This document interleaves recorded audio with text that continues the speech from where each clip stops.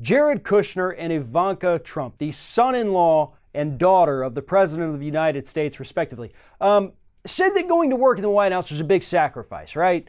You know, they were giving up millions upon millions of dollars in profits. They were sacrificing their own companies to go work for Donald Trump as unpaid advisors. They were not going to take a dime of taxpayer money, which, hey, that's great. You don't need the money, right? Well, as it turns out, in the first year and a half of Donald Trump being president of the United States, these two combined, Jared and Ivanka, pulled in $82 million, according to financial disclosure reports.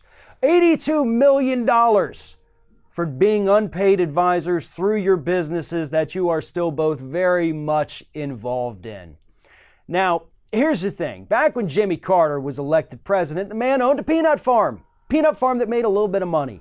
Republicans made him sell it so that he couldn't somehow use the office of the presidency to profit off his peanut farm.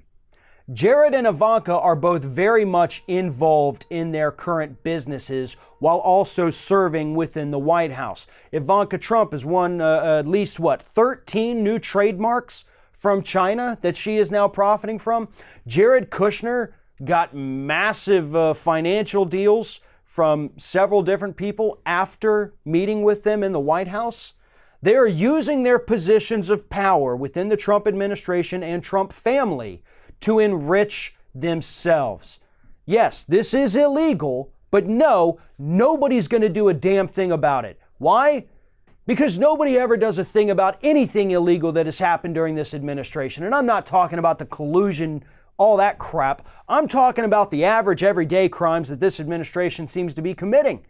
Scott Pruitt has broken the law at least 4 separate times in the last month.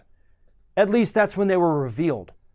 4 times. Illegal activity, 1 month, nothing. Jared and Ivanka, very clear legal violations here. Nothing. Donald Trump, emoluments clause, nothing. There is a lawsuit on that. God only knows where it's going to go. But seriously, folks, every single week we are hearing a new story about somebody in this administration using their office to enrich themselves or bolster their connections or abuse the power of their office, and nothing. Here are just a few of the areas where Jared and Ivanka were making millions of dollars in the last 18 months here. $5 million from Jared Kushner Properties in Jersey, $3.9 million for Ivanka from her stake in the Trump International Hotel in D.C., where diplomats stay and people like that. They don't have to, but they do because they want to make Donald Trump happy, and so they all get a profit from that. $5 million for Ivanka from her clothing and accessories lines, which no doubt have seen a boost ever since she became, whatever it is, the unpaid advisor. I think she was actually going to be first lady at one point. And $2 million to Ivanka from some kind of weird payroll corporation that Donald Trump, the Trump organization, whatever, owns because she was listed as a consultant for the last year. So right here, and those are just a handful, it goes up to $82 million. We know that Ivanka Trump was at least listed as a consultant while she was also a White House advisor, and that's not how things work. How much more is it going to take? How much more criminal activity with the evidence is it going to take for someone in this government to stand up and say, I demand your resignation right now?